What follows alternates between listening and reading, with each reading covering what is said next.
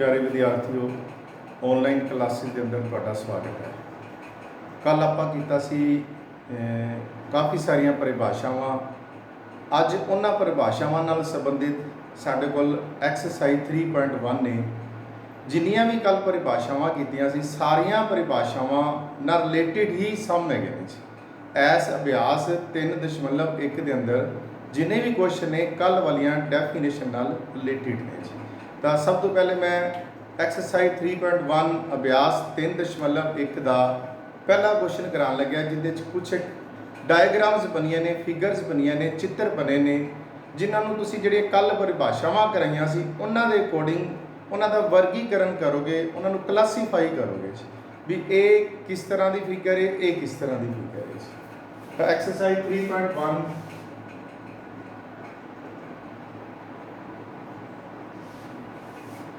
First question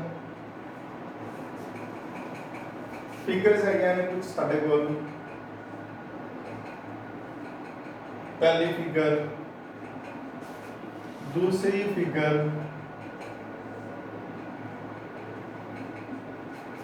तीसरी figure,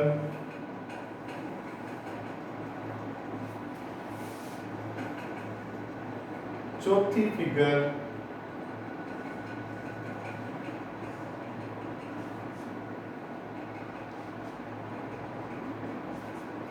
पंजवी figure,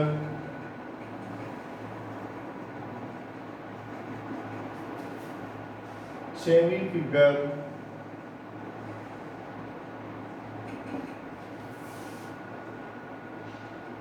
figure number 7,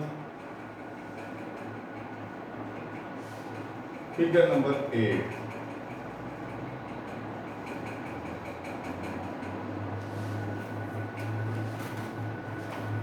and related साडे कोल क्वेश्चन है। क्वेश्चन में लिखा है classify each of them on the basis of the following. मैं पंजाबी दे विच भी बोल देना, हरेक दा वर्गीकरण हेठ दिते आधार ते करो। इहदा सब तो पहले पहला पार्ट है सिंपल करो। ए पार्ट है सिंपल करो,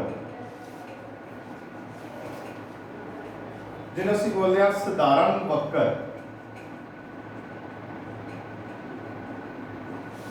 इन्हां फिगर साधारण वक्र नाल रिलेटेड है। इन्हां सारियां फिगर दे विचों तुसीं ये दसना है किहड़ियां फिगर साधारण वक्र वालियां। मैं डेफिनेशन फिर रिपीट करन लग्या भी अपने कोल एक तो पेन नहीं चकीना चाहिए, एक अपने को क्रॉस नहीं होना चाहिए। हम पहली फिगर आप बनाई एवं बनाई, सपोज करो पेन नहीं चकीजा, इट मीन कि है सिंपल करव साधारण वक्र। कहते आंसर के आ जाएगा एक पहली फिगर कोमा, एंड भी डेफिनेशन के अकॉर्डिंग आप पेन नहीं चक्या। दूसरी फिगर एंड आ फिगर तैयार हुई लेकिन पेन चकना पिया, फिर आ फिगर तैयार हुई, ये नहीं हुई। एंड क्रॉस हो गया, सी एक दूसरे में इंटरसेक्ट भी ना करन, इट मीन्स ए भी फिगर नहीं होगी। एंड बिना पेन चिके ये फिगर तैयार होगी। फिफ्थ फिगर, ये भी बिना पेन चक्के तैयार होगी। सिक्स्थ फिगर, ये भी बिना पेन चक्के तैयार होगी। सेवंथ फिगर, लेकिन क्रॉस हो गया, चकना में पेन आ लगाई फिर आ लगाई, इट मीन्स ये नहीं आई। तो साडे कोल आंसर क्या आ गया, पहली, दूसरी, पंजवीं, छवीं ते सतवीं। इस तो बाद सैकेंड पार्ट, ए तो बाद बी पार्ट,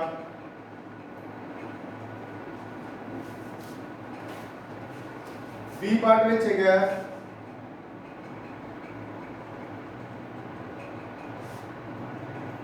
सिंपल क्लोज्ड करो। सिंपल क्लोज्ड करो। हुण सिंपल भी होना चाहिए, सिंपल कर्व भी होना चाहिए ते क्लोज्ड भी होना चाहिए। सिंपल आपां किहड़े बनाए सी, पहला, दूसरा, पंजवां, छेवां ते सतवां। इन्हां विच जिहड़े क्लोज ने वो लिखने। कई कर्व सिंपल हो सकते हैं पर क्लोज नहीं होंगे, वो छड्ड दांगे। सिंपल भी होने चाहिए ने, क्लोज भी होने चाहिए। दो चीज़ां साइमल्टेनियसली होल्ड करदियां होनी चाहिए। जे आप कह दईए जी ये प्लेयर क्रिकेट भी खेलता हो तो बैडमिंटन भी खेलता हो, दोनों चीज़ां खेलता हो। उवें सिंपल कर्व भी होवे ते क्लोज्ड कर्व भी होवे। आ सिंपल भी है, क्लोज भी है। आंसर पहली फिगर सिंपल भी है, क्लोज भी है। दूसरी फिगर ये तो सिंपल ही नहीं है, दोनों छड़ दो। सिंपल भी है, क्लोज भी है। पंजवीं फिगर सिंपल भी है, क्लोज भी है। छवीं फिगर सिंपल भी है, क्लोज भी है। सतवीं फिगर। तो ये साडे कोल आ गया जी सिंपल क्लोज्ड कर्व। इस तो बाद अगे आ जाओ कि बी पार्ट सी, सॉरी ये बी पार्ट सी, हुण मैं करान लग्या सी पार्ट। पॉलीगन जिन्होंने पंजाबी में बोलते हैं बहुभुज। बहुभुज की जो डेफिनेशन आती है तुम अपने आप चूज कर लो कि केड़ियां फिगर बहुभुज। बहुभुज लाइन सैगमेंट तो बनती है, भुजावां तो बनती है। आ फिगर लाइन सैगमेंट तो बनी है, एंड आंसर आ गई पहली फिगर। ये भी लाइन सैगमेंट तो बनी है। दूसरी फिगर ये तो वैसे ही बहुभुज नहीं, ये भी बहुभुज नहीं की, ये ऊंची बहुभुज नहीं की, ये भी बहुभुज नहीं की क्योंकि गोल शेप आ गई, लाइन सेगमेंट नहीं की। आ लाइन सेगमेंट या भी लाइन सेगमेंट है लेकिन ते गुलाई हो गई। इट मींस सिर्फ पहली ते दूसरी दो ही अपने को फिगर ने ਜਿਹੜੀਆਂ ਪੋਲੀਗਨਸ ਨੇ, ਬਾਕੀ ਇਹਨਾਂ ਵਿੱਚ ਕੋਈ ਵੀ ਪੋਲੀਗਨ ਨਹੀਂ ਹੈ। डी पार्ट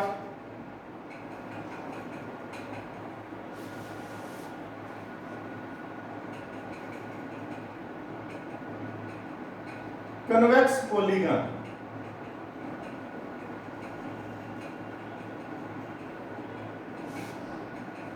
उत्तल बहुभुज। उत्तल बहुभुज होएगी डेफिनेशन के अकॉर्डिंग जेडी एक तो बहुभुज होनी चाहिए। बहुभुज अपने को सिर्फ दो ही ने, पहली ते दूसरी, बाकी फिगर तो छड़ दो, वो तो कंसीडर नहीं होनी है।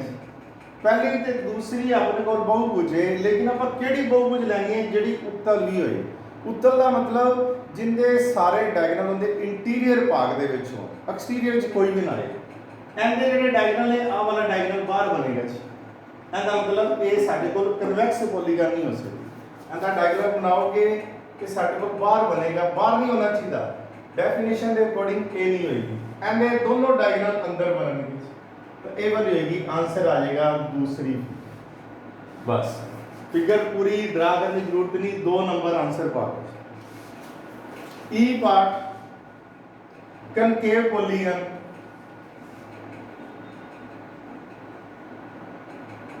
अवतल बहुभुज। अवतल की है जिदा डायगोनल एक आउटसाइड बने, घट्टो घट एक जरूर बने, दो बन गए तो भी कोई गल नहीं। एट लीस्ट एक डायगोनल जिहड़ा है वो उनके आउटसाइड एरिया होना चाहिए, आउटसाइड पोर्शन होना चाहिए। तो आंदा एक डायगोनल हमने ही बनाया सी, आउटसाइड पोर्शन में बनया। टोटल अपने को 2 पॉलीगन ने, लेकिन इन्हां विचों कनकेव जिहड़ी है वो ए वाली है। आंसर दूजा नहीं आएगा, आंसर पहला। तो ये साडे कोल क्वेश्चन सी फिगर्स नाल रिलेटेड। कनकेव पॉलीगन केड़ी है, कन्वेक्स केड़ी है, सिंपल केड़ी है, क्लोज्ड केड़ी है, सिंपल क्लोज्ड केड़ियां ने। हुण आ गया साडे कोल सैकंड क्वेश्चन। जो कल डेफिनेशन कराइयां सी सारियां कवर होंगियां, सारियां दी सारियां यूज होंगियां, उन्हां नाल रिलेटेड बस क्वेश्चन ने, कुछ नहीं है, बड़ा सिंपल टॉपिक है। Question number second, how many diagonals does each of the following have? How many diagonals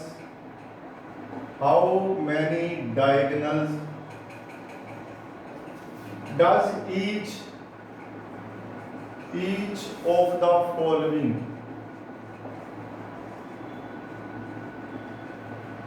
have? Each of the following have. A part, A convex quadrilateral,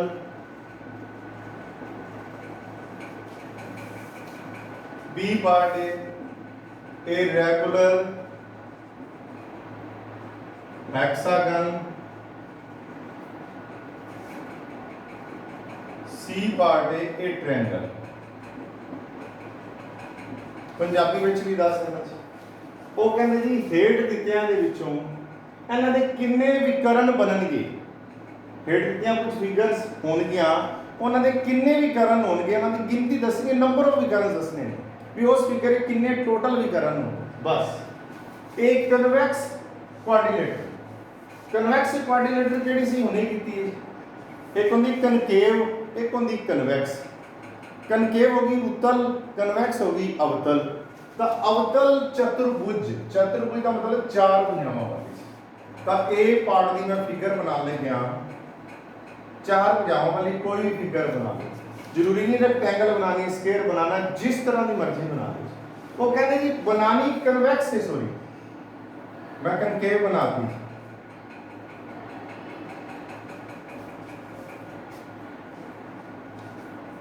convex ठीक है, ठीक बनाई सी कन्वेक्स।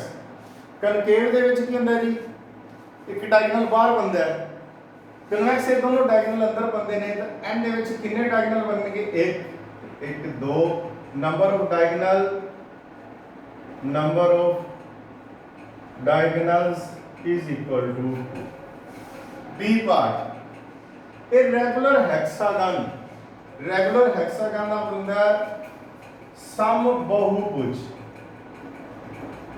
बहुभुज रेगुलर हेक्सागन जिदे सारियां दी सारियां sides equal होन, सारे दे सारे एंगल भी इंटीरियर इक्वल होन, इक्वी एंगुलर एंड इक्विलेटरल। उन्होंने बोलते हैं रेगुलर हेक्सागन मतलब 6 भुजावां होंगे। कहते कितने होंगे जी, एक, दो, तीन, अच्छा शुरू हो, एक, दो, तीन, इधर आ जाओ जी, 6 हो चुके, 7, 8, उस तो बाद इधर आ जाओ जी, एक इधर रह गया 9। तो टोटल 9 बननगे। Number of diagonals is equal to 9। विकर्णा की गिनती बराबर 9, विकर्णा की गिनती बराबर 2। कितना की है, कल वाली डेफिनेशन यूज की है, दो लागवे शिखरां नूं नहीं मिलाना। लागवे तो नाल वाले, जिवें एंदा लागवा ए सी, एनू नहीं मिलाना, एंदे नाल मिला देना है, एंदे नाल मिला देना है, एंदे नाल मिला देना है। ये लागवा है, एनू नहीं मिलाना, ऑलरेडी मिलिया है। ओवें एंदा लागवा ये है, एंदा नहीं मिलाना, एंदे नाल मिला देना है, एंदे नाल मिला देना है, एंदे नाल मिला। बस एक ही फंडा याद रखना है, लागवे शिखरां नूं नहीं मिलाना। लागवे तो इलावा जिन्ने भी शिखर बनते हैं उन्होंने सारा आपस में एक दूसरे नाल मिला देना। तो टोटल साढ़े को 9 बनने। ट्रायंगल सी पार्ट, ट्रायंगल लॉज, ट्रायंगल दे विच नंबर ऑफ डायगोनल 0 बनने के कारण, क्योंकि जे एंड लागवा शिखर लांगे आ बनदा है, आ बनदा है, तीजा कोई है ही नहीं। टोटल 3 शिखर ने, आ भी लागवा हो गया, आ भी लागवा हो गया अंदा, इस तो इलावा चौथा ही नहीं। हरेक शिखर दे एक इधर एक उधर 2 तो लागवे रहणगे। तो टोटल 3 ही है, 3 पूरे हो गए। It means number of diagonals, number of diagonals is equal to 0। विकर्णा की गिनती बराबर 0। तीसरा पार्ट,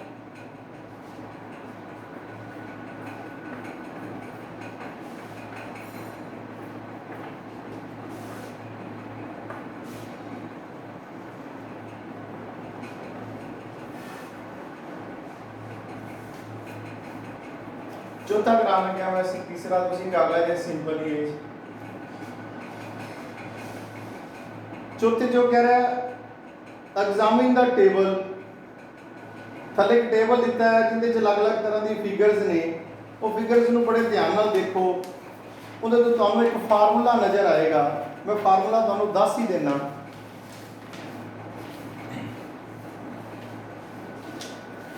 मान लो अपने को 3 साइडेड फिगर है, कि क्वेश्चन में बाद में कराना, पहले मैं फार्मूला क्लियर कर देना, या जिहड़ियां फिगर्स दित्तियां ने उहदे तो क्लियर कर देना। एक रिजल्ट बन रहा है, एक फार्मूला बन रहा है। किहड़ा फार्मूला? एक ट्रायंगल है, ਇਹਦੇ ਅੰਦਰ ਤਿੰਨ ਕੋਣ ਹੁੰਦੇ ਨੇ ਜੀ। ਤਿੰਨ ਦਾ ਜੋੜ ਕਿੰਨਾ ਹੈ 180 ਡਿਗਰੀ।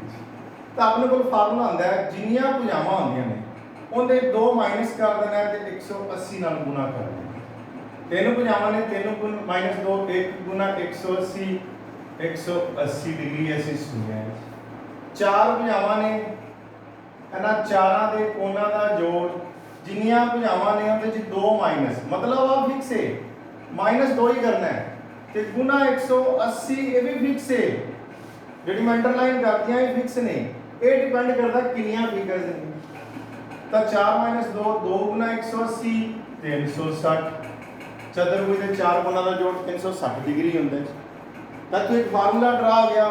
5 ਸਾਈਡਡ ਫਿਗਰ ਹੋਏਗੀ ਆ ਲੋ ਜੀ 5 ਸਾਈਡਡ ਫਿਗਰ ਦੇ ਅੰਦਰੂਨੀ ਇੰਟੀਰੀਅਰ ਐਂਗਲਸ ਦਾ ਸਮ ਕਿੰਨਾ ਆਏਗਾ। ਇੱਥੇ 5 ਕਰਨਾ ਹੈ -2 ਫਿਕਸ ਹੈ।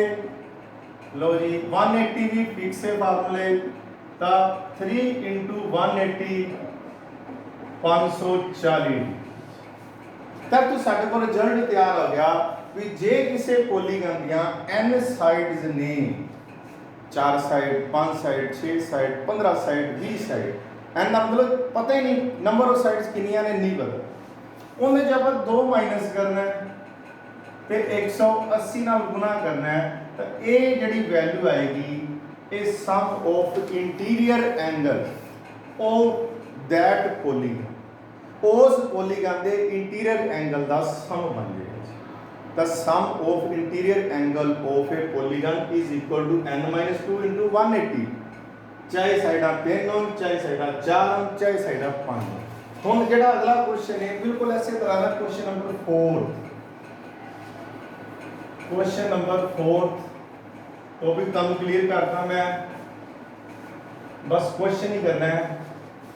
पहला पार्ट वो कहते हैं what can you say about the angle of a convex polygon with number of sides 7 number of sides कितनियां ने 7 पहले पंजाबी ਦੇ ਵਿੱਚ ਦਿੱਤਾ ਹੈਗਾ ਵੀ ਕੀ ਕਹਿੰਦੇ ਨੇ ਉਸ ਉੱਤਲ ਦਰਪਣ ਦੀਆਂ ਜਿੰਨੀਆਂ ਭੁਜਾਵਾਂ 7 ਹੋਣ ਉਹਨਾਂ ਦੇ ਅੰਦਰੂਨੀ ਕੋਣਾਂ ਦਾ ਜੋੜ ਕਿੰਨਾ ਆਏਗਾ। ਤਾਂ ਭੁਜਾਵਾਂ 7 ਤੋਂ formula C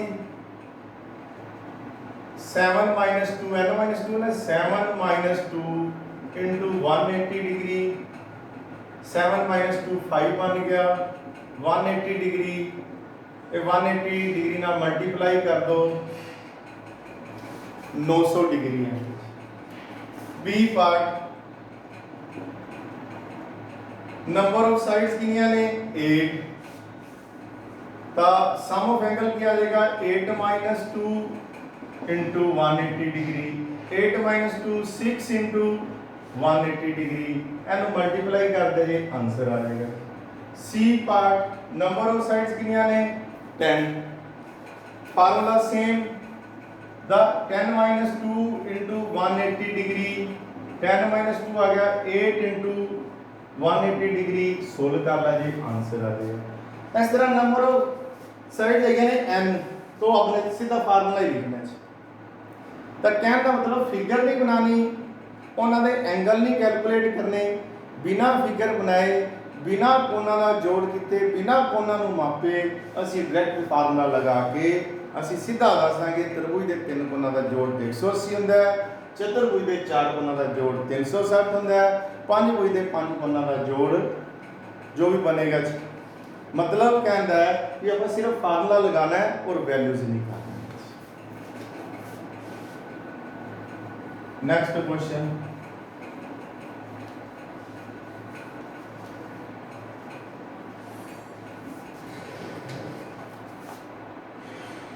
question number 5 what is a